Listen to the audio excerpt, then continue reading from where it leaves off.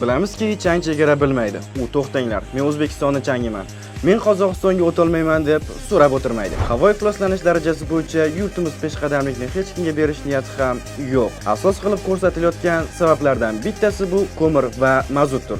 O'zbekistonda 2019-yilda 309 million tonna ko'mir yoqilgan bo'lsa, 2024-yilda bu miqdor 11,5 million tonnani tashkil etgan. Buning asosiy sababi esa qish oylarida aholining gazga bo'lgan ehtiyoji to'laqonli qondirilmaganligidadir. Albatta, ko'mir arzon va uni har doim topsa bo'ladi.